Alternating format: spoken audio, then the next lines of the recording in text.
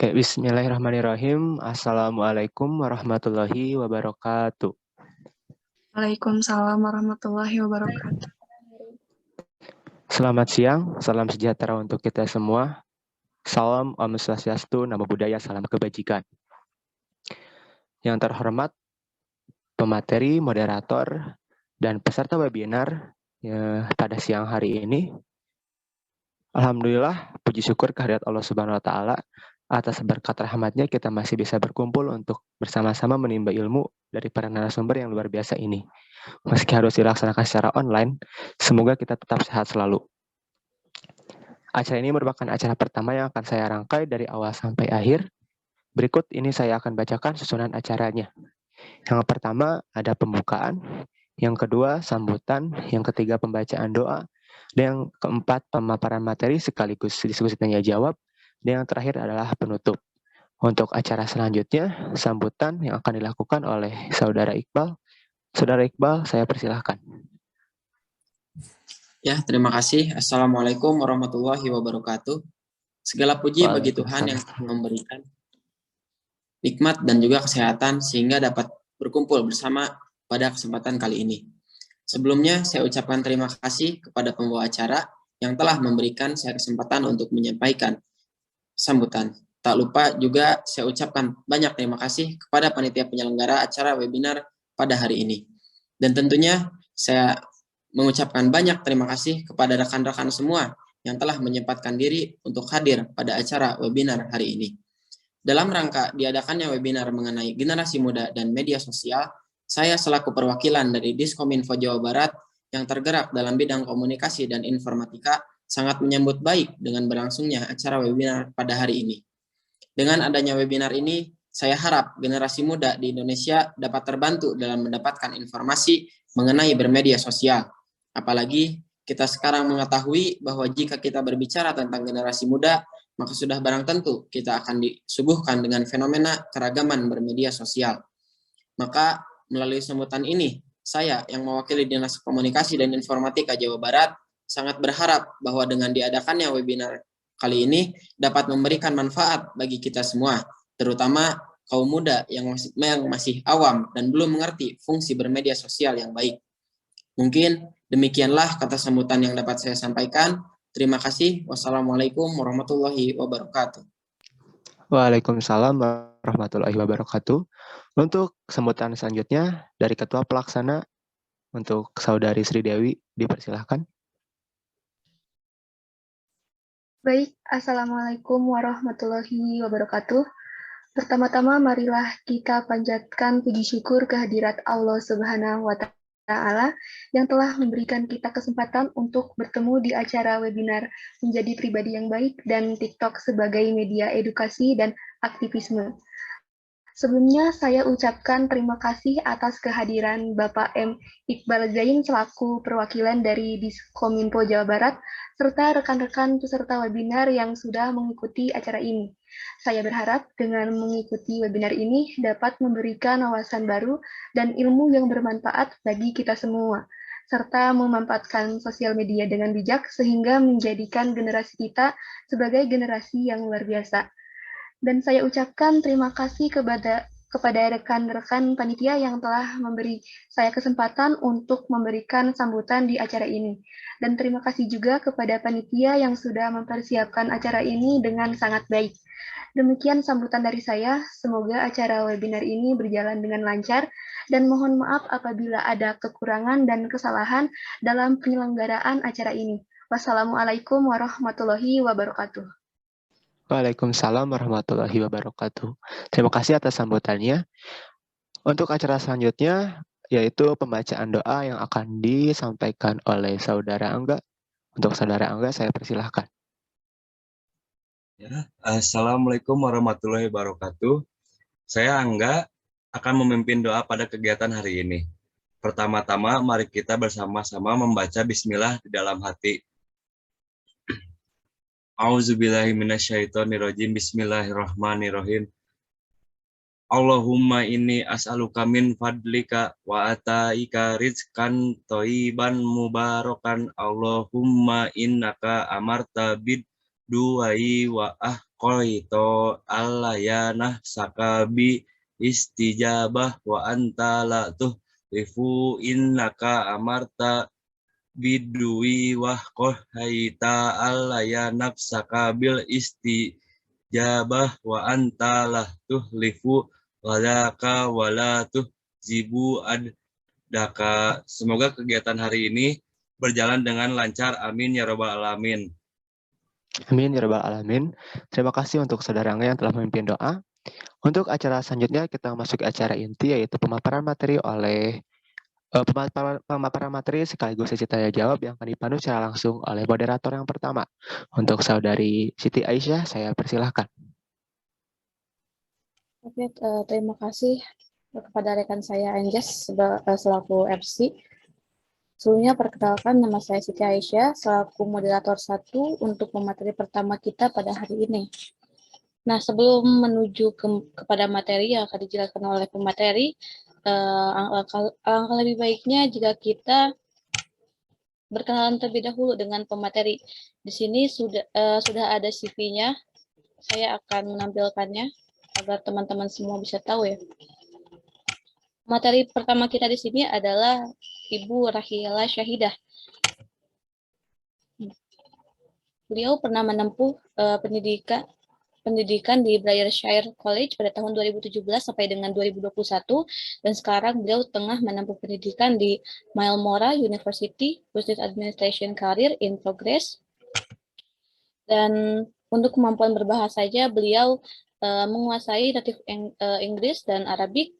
Untuk experience-nya, beliau pernah bekerja sebagai developer puts in, sebagai participation in collection to distribute in low income school, Dewan Konsultasi Yayasan Nurul Huda, Presiden of Mutiara Hati Muslimah, trainer at Kampus Umar Muslim Jakarta. Nah, sangat luar biasa sekali CV dari pemateri pertama kita kali ini. Mungkin supaya tidak lebih lama lagi ya, kita langsung saja kepada pemateri ya, kepada Ibu Rahila. Waktu tempat saya persilakan.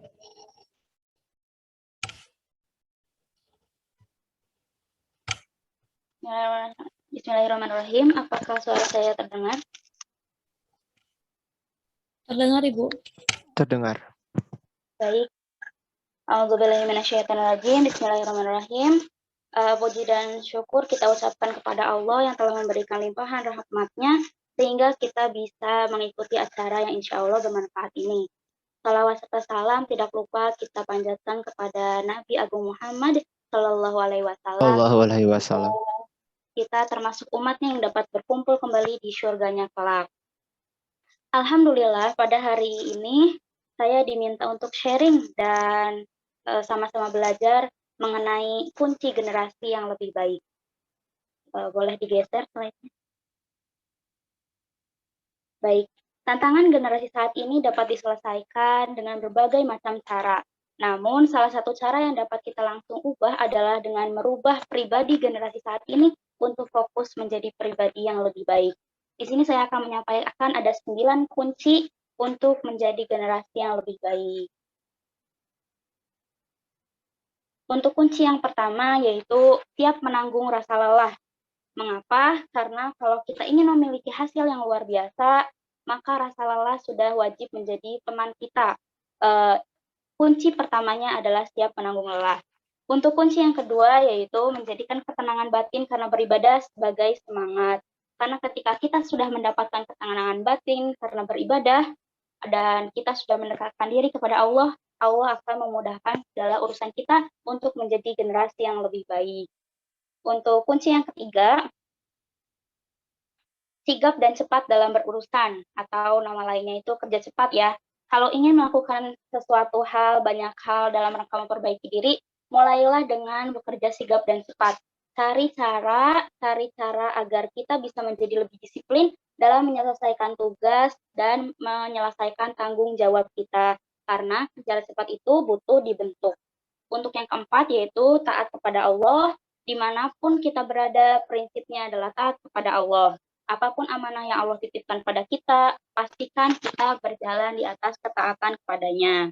Dan untuk kunci yang kelima, yaitu teguh sebagai watak. Apa sih teguh itu? Jadi teguh itu adalah ketika kita menemukan kegagalan pertama, kegagalan kedua, kegagalan ketiga, kita tidak langsung menyerah, tapi kita terus mengerjakan apa yang sudah kita inginkan itu. Teguh itu sebagai tembok pendirian kita. Untuk yang keenam yaitu rela berkorban. Wajar bagi kita untuk mengorbankan suatu hal demi suatu hal yang lainnya. Contoh yang bisa kita rasakan adalah mengorbankan waktu main kita, waktu tidur kita untuk mengerjakan tugas-tugas sekolah. Jadi kunci yang keenam ini sangat penting saat kita ingin menjadi pribadi dan generasi yang lebih baik. Untuk kunci yang ketujuh yaitu love is power. Love is power itu kekuatan adalah cinta. Tapi cinta kepada siapa nih? Jadi cinta kepada Allah. Karena dengan cinta kita kepada Allah, jika kita memiliki rasa cinta kepada Allah yang besar, maka kita akan mengurangi rasa keluh kesah kita dalam menghadapi ujian-ujian hidup kita. Untuk yang kedelapan adalah ikhlas sebagai inti aktivitas, mau dapat, mau nggak dapat, mau untung, mau rugi, mau gagal, mau berhasil, itu semua adalah hak Allah. Tugas kita hanya berusaha semaksimal mungkin, berdoa semaksimal mungkin, dan tawakal, ikhlas untuk hasil-hasilnya diberikan kepada Allah. Untuk yang terakhir, kunci yang ke-9 yaitu menjadikan surga sebagai balasan. Dalam Al-Quran Allah banyak sekali menyebutkan barang siapa yang bersungguh-sungguh maka balasannya surga. Maka hal ini bisa kita jadikan kunci untuk menjadi pribadi dan generasi yang lebih baik. Mungkin sekian dari saya, kurang lebihnya mohon maaf. Jika ada pertanyaan, bisa kita diskusikan. Oke, terima kasih kepada Ibu Rahila.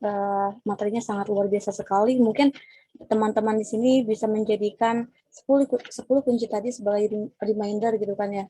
Bisa juga untuk mempraktekannya. Nah, untuk selanjutnya nih, apabila ada yang ingin ditanyakan, silakan ya teman-teman. Izin bertanya. Perkenalkan, nama saya Nadia. Pertanyaan saya adalah, apa saja karakteristik generasi pemuda yang dibutuhkan dalam pembangunan nasional? Terima kasih. Oke, terima kasih Saudara Zahra. Mungkin kepada Ibu Rahila, apakah ingin dijawab secara langsung atau ditumpuk saja? Dikumpulkan saja dulu. Oke, baik. Untuk pertanyaan selanjutnya, apakah ada? Dipersilakan. Izin bertanya. Ya, silakan. Saya Dwi Ajeng Sifnia, izin bertanya.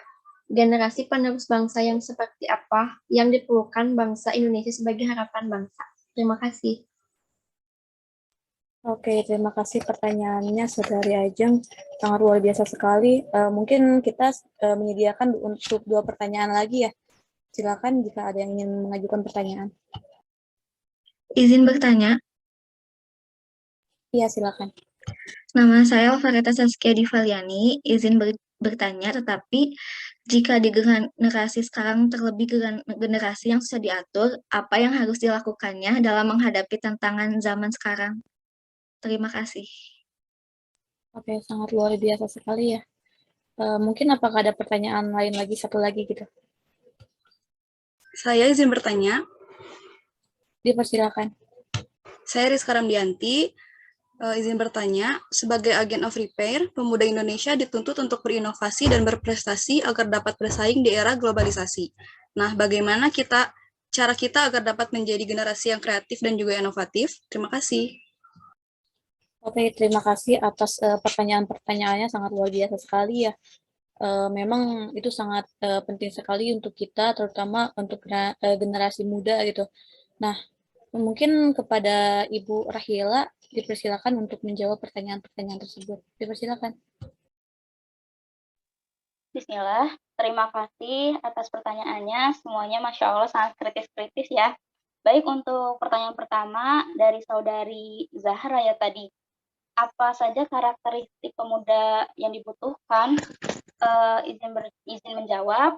Karakter yang tangguh adalah generasi pemuda yang memiliki karakter moral dan karakter kinerja. Pemuda yang beriman dan bertakwa, memiliki integritas tinggi, jujur, bekerja keras, dan bekerja ikhlas, dan mengerjakan tanggung jawabnya secara tuntas. Mungkin segitu saja untuk pembangunan generasi muda yang memiliki karakteristik teguh. Untuk pertanyaan keduanya, bagaimana jika generasi penerus bangsa, seperti apakah yang diperlukan bangsa Indonesia sebagai harapan bangsa? Izin menjawab, generasi muda untuk saat ini yang harus mempunyai karakteristik yang kuat untuk membangun bangsa dan negaranya, memiliki kepedulian tinggi, semangat nasionalisme yang tinggi, dan memiliki pengetahuan serta wawasan teknologi yang cukup luas untuk menghadapi tantangan generasi yang akan datang. Untuk pertanyaan ketiga, dari saudari Alvareta, apa yang harus dilakukan sebagai pemuda di generasi sekarang dalam menghadapi tantangan zaman? Izin menjawab, sebagai generasi penerus bangsa saat ini, kita harus memiliki kemampuan menghadapi tantangan-tantangan zaman yang semakin beragam. Pendidikan tinggi yang kita duduk di sekolah itu dari SD, SMP, SMA tidak cukup untuk menghadapi perkembangan zaman. Anak muda Indonesia sekarang harus dibekali dengan berbagai macam soft skill seperti kreatif, aktif, inovatif, dan tentu saja harus memiliki jiwa muda. Oleh karena itu, syarat utama bagi generasi milenial untuk dapat bersaing dan menghadapi berbagai tantangan di dunia adalah tadi memiliki soft skill yang baik. Untuk yang keempat adalah sebagai agent of repair. Pertanyaan selanjutnya adalah sebagai agent of repair, pemuda Indonesia dituntut untuk berinovasi dan berprestasi agar dapat bersaing di era globalisasi. Bagaimana cara kita agar dapat menjadi generasi yang kreatif dan inovatif? Izin menjawab dari pertanyaan saudari Rita. Caranya adalah dengan membuka peluang kesempatan, menumbuhkan rasa ingin tahu, serta membuka jaringan yang lebih luas. Mungkin sekian dari saya. Kurang lebihnya mohon maaf. Sekian, terima kasih. Oke, terima kasih kepada pemateri kita. Pertanyaan yang luar biasa dengan jawaban yang sangat luar biasa. Mungkin dari penanya apakah ada yang ingin ditanggapi atau bagaimana? Dipersilakan. Cukup saja, terima kasih. Oke, terima kasih ya.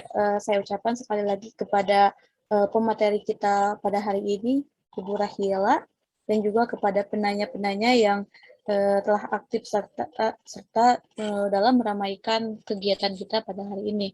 Mungkin untuk materi pertama, sekian. Saya kembalikan kepada MC. Terima kasih. Oke, terima kasih untuk moderator pertama, untuk Siti Aisyah, dan pemateri pertama, Ibu Rahila Syahidah. Untuk acara selanjutnya, kita masuk ke pemateri kedua dan moderator kedua. Moderator yang akan dipimpin oleh Saudari Nina. Untuk Saudari Nina, saya persilahkan. Baik, terima kasih kepada rekan saya, Anjas. Saya sebagai moderator kedua, saya perkenalkan Nina Putri Septiani akan memandu materi kedua kali ini. Sebelum ke materi, kita akan melihat dulu CV dari Ibu Siti Nuraini Jamilah. Nah, di sini ada CV dari Ibu Siti Nuraini Jamilah. Beliau adalah career influencer, business manager, train atau coach. Beliau juga berpendidikan sebagai manajemen sumber daya manusia, fokus performance, culture, and generation, sarjana S2.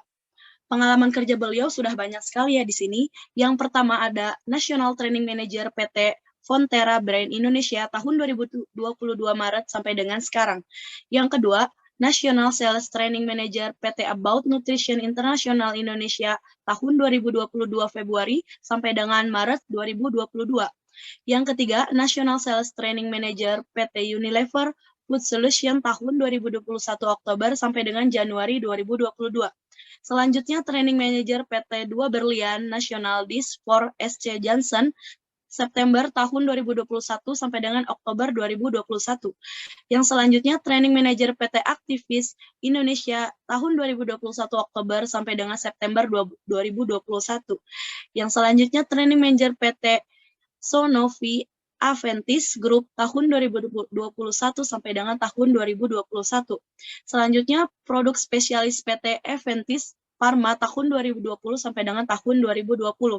Selanjutnya Hospital Medical Preventative PT Ron Pollins Rural tahun 2019 sampai dengan tahun 2020. Selanjutnya Medical Representative PT Prajaparin tahun 2018 sampai tahun 2019. Wah, sangat banyak sekali ya pengalaman Ibu Siti Nuraini Jamilah ini. Selanjutnya langsung saja untuk Ibu Siti Nuraini Jamilah, saya persilakan untuk memberikan materi kedua pada hari ini. Kepada Ibu Siti Nuraini Jamilah, saya persilakan. Baik, terima kasih Kak Nina sudah memaparkan sedikit tentang saya. Ya, saya Siti Nuraini Jamilah. Sekarang saya akan memaparkan tentang perilaku generasi Z terhadap penggunaan media sosial TikTok. TikTok sebagai media edukasi dan aktivisme. Sebelumnya, seperti yang kita tahu ya, media sosial itu secara luas merupakan hal yang lumrah dalam kehidupan sehari-hari saat ini. Bahkan sebagian orang tidak dapat hidup tanpanya. Salah satu aplikasi yang paling banyak diunduh pada tahun 2020 ini sekarang adalah TikTok. Dan mereka mengubah permainan di media sosial dengan video berdurasi 15-60. Lalu sekarang adalah tentang bisakah TikTok beroperasi di sektor pendidikan. Baik, kita bahas dari hasil pembahasan itu tentang penggunaan media sosial dalam bidang edukasi. Ya, media sosial menggunakan teknologi seluler dan berbasis web untuk menciptakan platform yang sangat interaktif di mana individu dan komunitas mampu berbagi, membuat bersama, mendiskusikan, dan memodifikasikan konten yang dibuat pengguna. Lalu ada berbagai komunitas dengan minat yang berbeda ada di dalamnya, entah itu komunitas masak, ada komunitas berbagi pengetahuan, hingga komunitas aktivisme. Nah, pengguna TikTok yang masih pada awal tahun 2020 dan ditambah dengan karantina COVID-19 kemarin ya, pada pertengahan bulan Maret ya, kalau nggak salah di tahun 2020, itu membuat TikTok menjadi aplikasi nomor 1 yang paling banyak di-download pada tahun 2020. TikTok pun diprediksi akan meraih 1 miliar pengguna aktif di 2021 secara global. Lalu, apakah penggunaan jejaring sosial tersebut akan berdampak positif?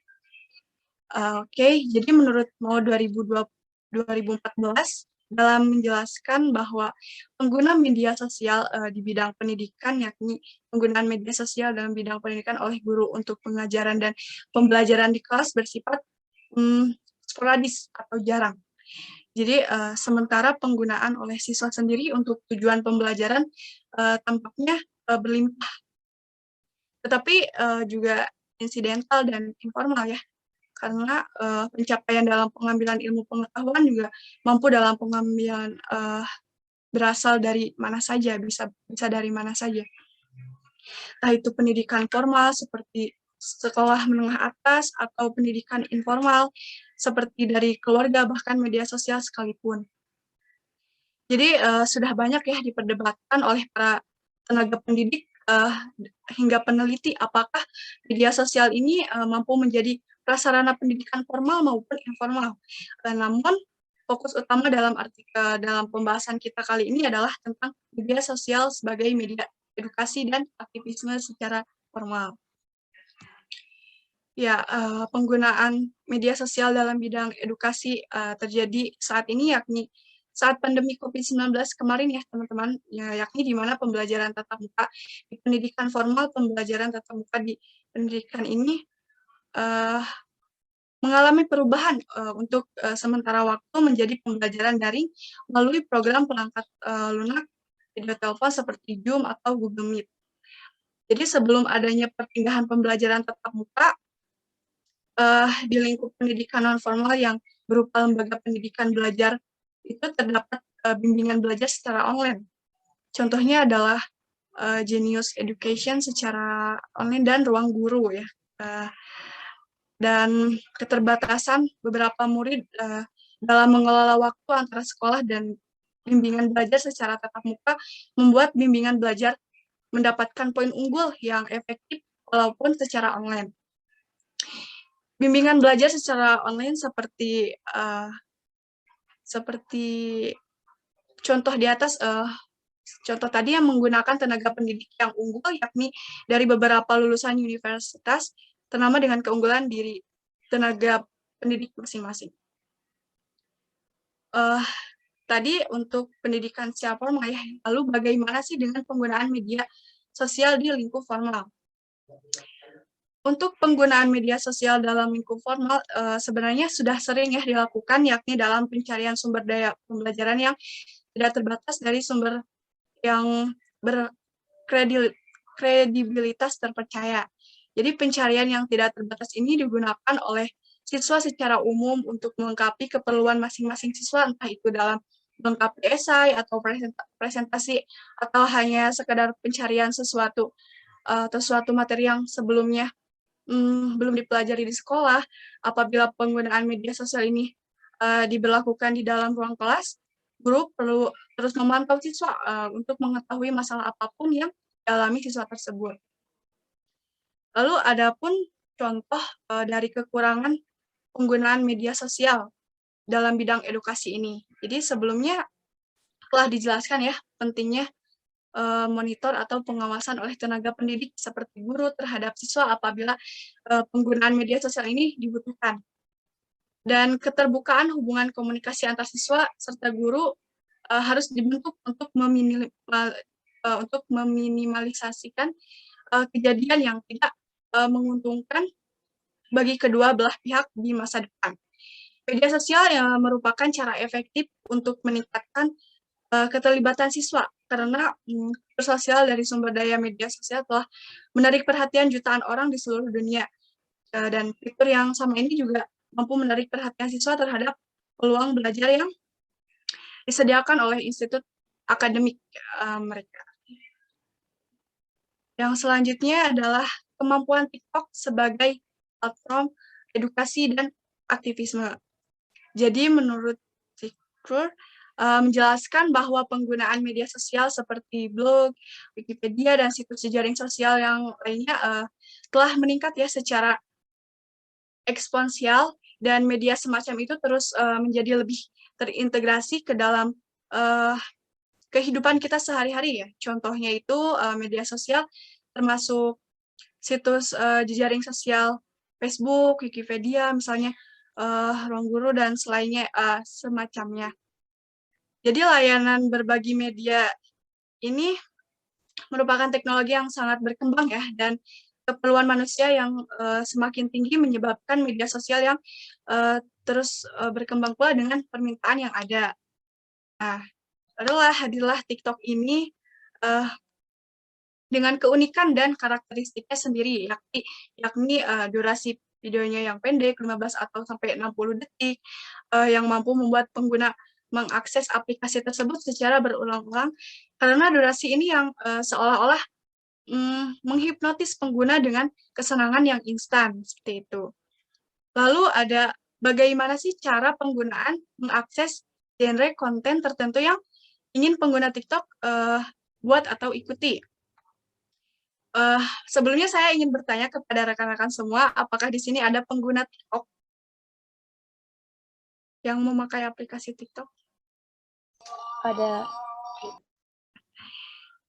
Mungkin cara kerja konten-konten di TikTok itu sudah kita ketahui ya, karena menurut saya mungkin teman-teman semua dominan sudah pada mengetahui apa itu aplikasi TikTok dan sudah memakai seperti itu. Jadi langsung saja setelah tadi tentang bagaimana penggunaan TikTok tersebut, kita lanjut ke bagaimana cara platform ini digunakan dalam bidang edukasi dan aktivisme. Nah, ya dalam edukasi dalam TikTok ini merupakan edukasi informal di mana ilmu-ilmu yang disajikan di dalam aplikasi ini bersifat umum ataupun spesifik. Jadi tergantung konten apa yang akan disajikan oleh kita.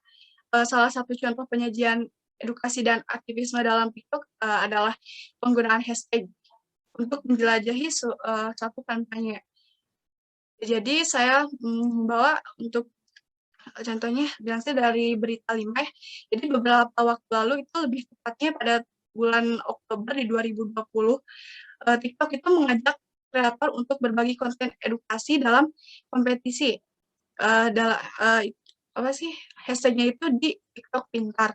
Jadi kompetisi ini berhadiah ratusan juta rupiah dan para kreator dibebaskan untuk memberikan konten apapun, namun dalam tema yang telah ditentukan.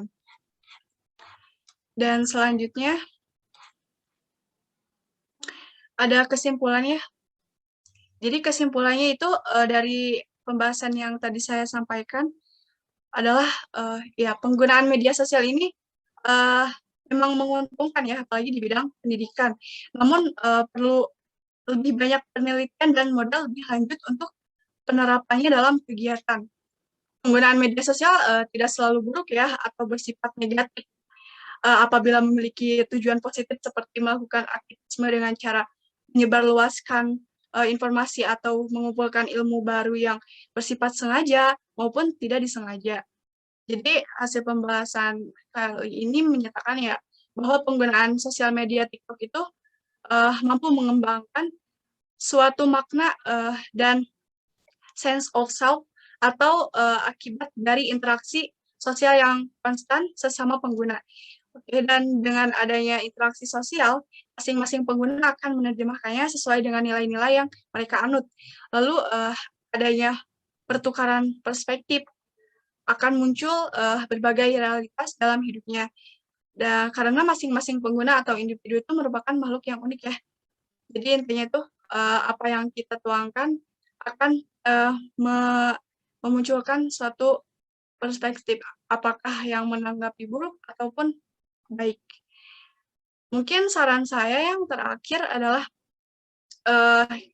harus mengembangkan media sosial itu harus dalam pendidikan ataupun maupun gerakan sosial sudah luas dan baik untuk digunakan. Namun apabila ada pengembangan dalam model yang bersifat sistematik dan mampu diaplikasikan secara utuh, maka akan lebih baik hasilnya bagi individu dan komunitas. Jadi harus lebih bisa ya, lebih bisa menempatkan atau membagikan konten-konten yang baik dan meminimalisir konten yang kurang baik seperti itu. Mungkin cukup dari saya serahkan kepada moderator. Baik, terima kasih kepada Ibu Siti Nuraini Jamila, sangat mengedukasi sekali ya. Ternyata TikTok itu bukan hanya saja untuk tempat joget-joget ya Ibu Siti Nuraini Jamila. Bisa juga dijadikan tempat edukasi belajar bagi remaja saat ini. Baik, selanjutnya kita masuk ke sesi tanya jawab. Saya buka untuk 4 orang aja ya. Baik, yang mau bertanya langsung aja on mic.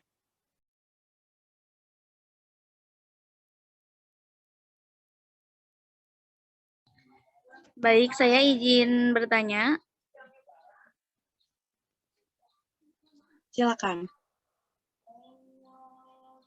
Sebelumnya perkenalkan, nama saya Desti Rizkia Putri. Saya izin bertanya, jika TikTok bisa menjadi edukasi, bagaimana caranya menghindari konten-konten dewasa di TikTok karena banyak anak-anak di bawah umur yang menggunakannya? Terima kasih. Wah, iya tuh nggak kepikiran ke situ ya teman-teman ya. Ada anak-anak juga di TikTok yang nonton karena zaman sekarang kan anak-anak di bawah umur banyak banget yang main handphone gitu, tidak terawasi oleh orang tuanya. Baik, terima kasih Desti pertanyaannya. Kita tumpuk dulu saja pertanyaannya biar sekalian dijawab oleh Ibu Siti Nuraini Jamila. Selanjutnya boleh saja langsung on mic pertanyaan selanjutnya. Oke, izin bertanya. Sebelumnya perkenalkan saya Gina Sonia Mareta. Jadi kan banyak informasi yang bisa kita dapat di TikTok nih. Jadi bagaimana cara kita untuk tidak terpengaruh dengan informasi tersebut? Terima kasih. Baik, terima kasih Gina. Pertanyaannya sangat membingungkan juga ya. Sangat bagus sekali Gina, terima kasih pertanyaannya. Kita lanjut ke pertanyaan ketiga.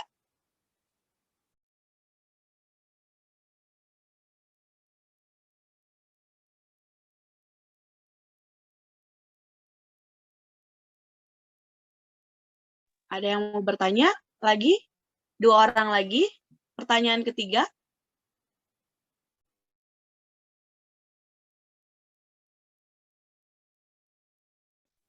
Baik, Saya izin bertanya. izin bertanya.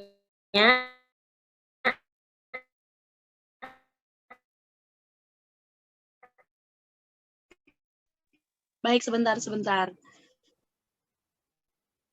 Satu persatu ya kakak ya. Silakan. Siapa dulu nih?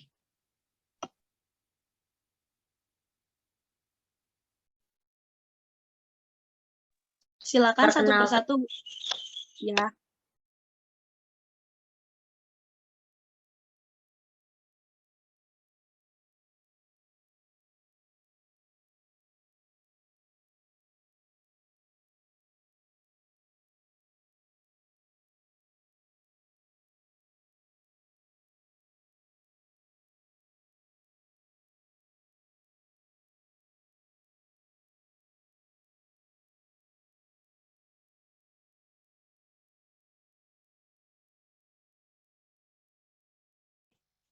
Baik, izin bertanya. Perkenalkan, nama saya Anissa Nurhandayani.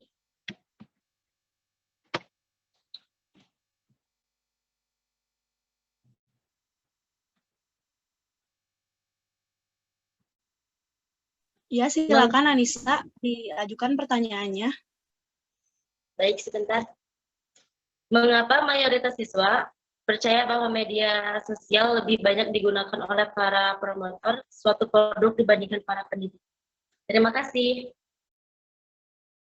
Baik, terima kasih Anissa pertanyaannya ya. Kita lanjut ke pertanyaan keempat nih, terakhir. Adakah yang mau bertanya? Saya izin bertanya. Perkenalkan, nama saya Muhammad Arizal Nafisanjaya. Peraturan apa saja yang harus diperketat di TikTok agar bisa dipakai anak di bawah umur? Terima kasih.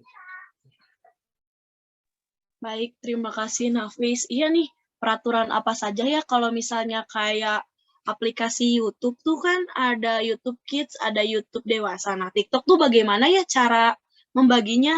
Nah, kita langsung saja pertanyakan kepada Ibu Siti Nuraini Jamila untuk pertanyaan-pertanyaan yang sudah diajukan.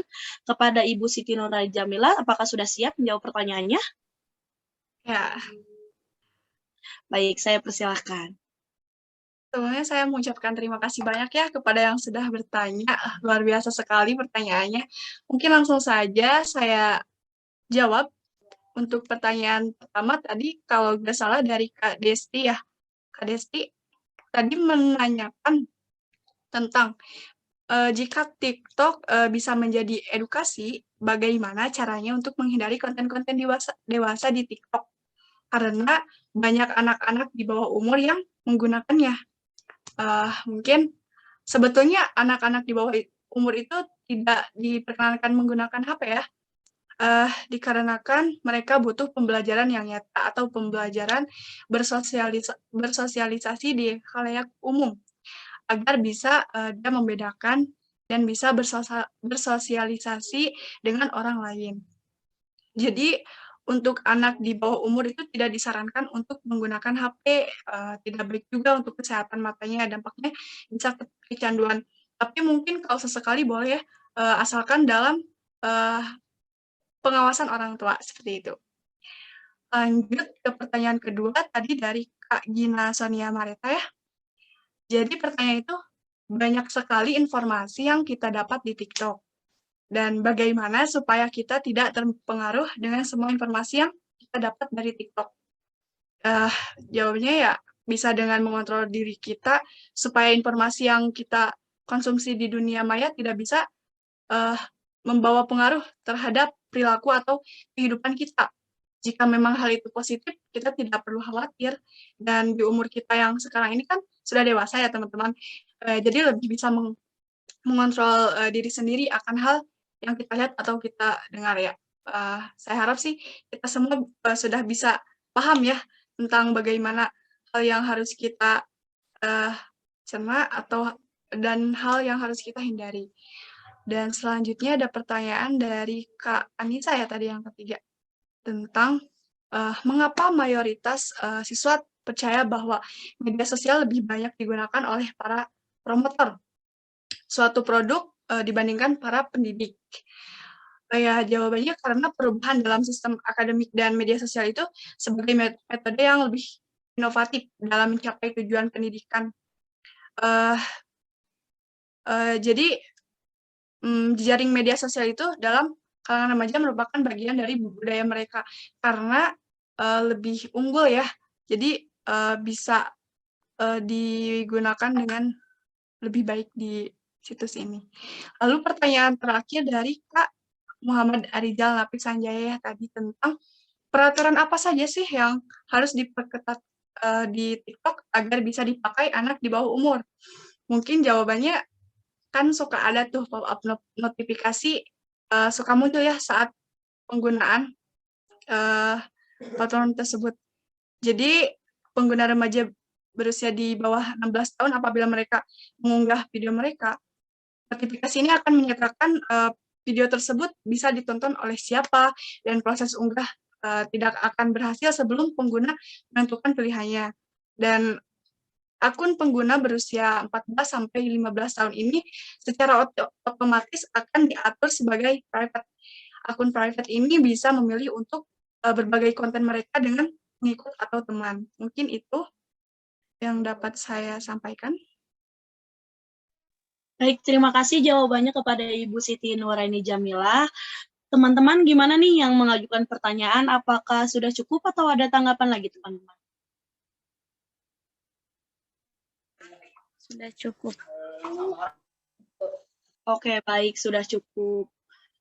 Baik, kalau seperti itu sudah cukup.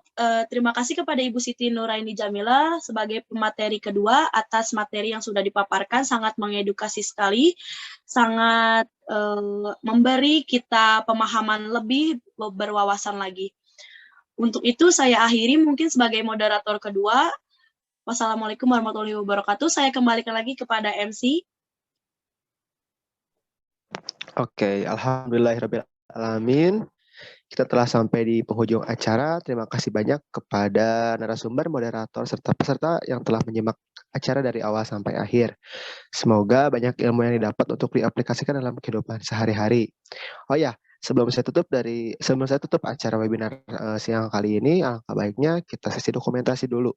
Kepada Saudara Ali, saya persilakan. Ya, makasih. Untuk yang masih off-cam, dipersilakan on-cam ya.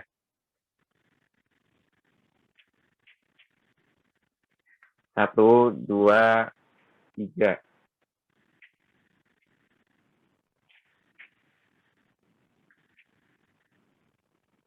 Satu, dua, tiga.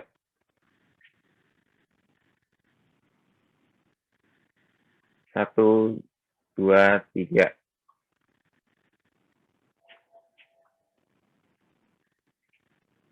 Satu, dua, tiga.